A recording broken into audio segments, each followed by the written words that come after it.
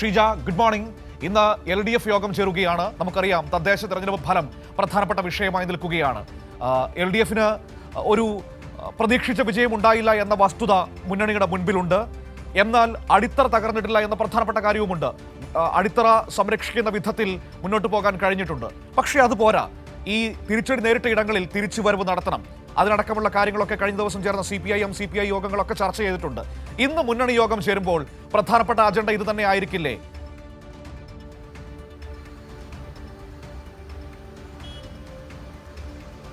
Good morning Manu. തീർച്ചയായും ഇന്നിപ്പോൾ LDF യോഗം രാവിലെ AKG സെന്ററിൽ ചേരുമ്പോൾ പ്രധാനമായും തദ്ദേശ തെരഞ്ഞെടുപ്പിന്റെ ഫലം തന്നെയായിരിക്കും പ്രധാനമായും ചർച്ച ചെയ്യുക.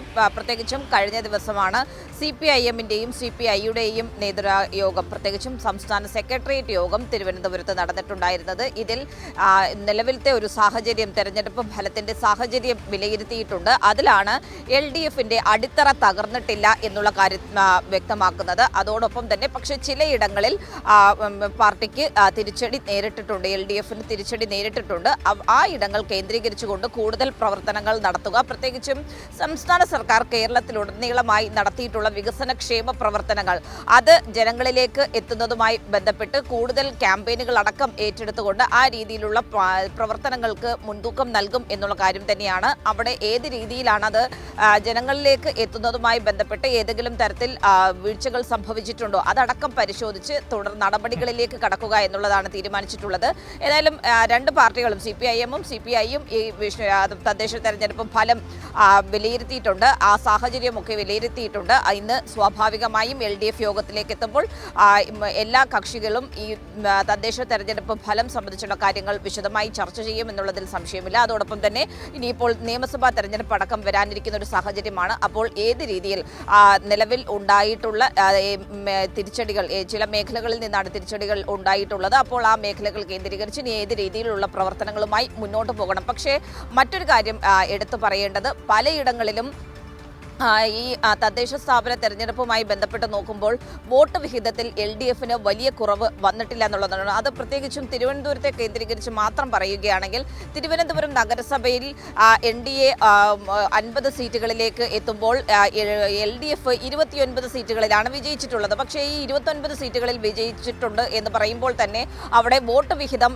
BJPയേക്കാൾ കൂടുതലാണ് എന്നുള്ളതാണ് ഏറ്റവും പ്രധാനപ്പെട്ട കാര്യം എടുത്തു പറയേണ്ടത്. അപ്പോൾ അങ്ങനെ പല മേഖലകളിലും വോട്ട് LDFന്റേതായി തന്നെ നിലനിൽക്കുന്നുണ്ട്. പക്ഷേ പലയിടങ്ങളിലും കോൺഗ്രസും BJPയും തമ്മിൽ ഒത്തുകളിച്ചിട്ടുണ്ട് എന്നുള്ളത് അവരുടെ വോട്ട് വിഹിതത്തിൽ നിന്ന് വ്യക്തമാണ്. അപ്പോൾ അങ്ങനെയുള്ള ഇടങ്ങൾ കേന്ദ്രീകരിച്ചുകൊണ്ടും കൂടുതൽ പ്രവർത്തനങ്ങൾ നടത്തുക, അതോടൊപ്പം തന്നെ ഇത്തരത്തിലുള്ള ഒത്തുകളിക്കെതിരെ ഒറ്റക്കെട്ടായി കൂടുതൽ കാര്യങ്ങളിലൂടെ, കൂടുതൽ ജനകീയ പ്രവർത്തനങ്ങളിലൂടെ മുന്നോട്ട് പോകുക എന്നുള്ളത് കൂടിയാണ് തീരുമാനിച്ചിട്ടുള്ളത്. ഏതായാലും ഈ വിഷയങ്ങളെല്ലാം തന്നെ കഴിഞ്ഞ ദിവസം രണ്ട് പാർട്ടികളും ചർച്ച ചെയ്ത വിഷയങ്ങൾ സമഗ്രമായ രീതിയിൽ തന്നെ ഇന്ന് LDF യോഗത്തിന് മുന്നിലേക്കും വരുന്നതായിരിക്കും മനു. അതിനുശേഷമായിരിക്കും തുടർന്ന് ഏത് രീതിയിലുള്ള പ്രവർത്തനമായിരിക്കും ഉണ്ടാവുക, തുടർന്ന് ഏത് രീതിയിലുള്ള നീക്കങ്ങളായിരിക്കും LDF നടത്തുക എന്നുള്ള കാര്യത്തിൽ കൂടുതൽ വ്യക്തത വരിക. ഏതായാലും നിയമസഭാ തെരഞ്ഞെടുപ്പ് വരുന്ന ഒരു പശ്ചാത്തലത്തിൽ കൂടുതൽ ഉണ്ടായിട്ടുള്ള തിരിച്ചടികൾ അവിടങ്ങളിൽ കേന്ദ്രീകരിച്ചുകൊണ്ട് കൂടുതൽ പ്രവർത്തനങ്ങൾ നടത്തുക, അതിന് വേണ്ടിയിട്ടുള്ള നടപടികൾ തന്നെയായിരിക്കും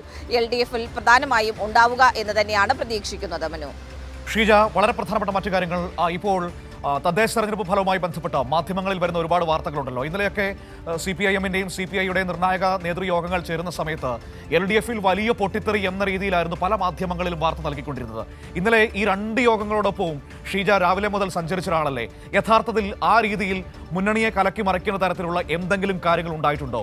ഒരു തെരഞ്ഞെടുപ്പ് ഫലം വരുമ്പോൾ അതിനെ വിലയിരുത്തി വ്യത്യസ്ത അഭിപ്രായങ്ങൾ പറഞ്ഞു എന്നതിനപ്പുറത്തേക്ക് മുന്നണിയുടെ കെട്ടുറപ്പിനെ ബാധിക്കുന്ന തരത്തിൽ എന്തെങ്കിലും സംഭവിച്ചിട്ടുണ്ടോ? ഈ സത്യം ചെരുപ്പിടുമ്പോഴേക്കും നുണ ലോകം ചുറ്റുമെന്ന് നമ്മൾ കേട്ടിട്ടുണ്ട്. യഥാർത്ഥത്തിൽ ഇന്നലെ മാധ്യമങ്ങളിലൂടെ സംഭവിച്ചത് അതായിരുന്നില്ലേ?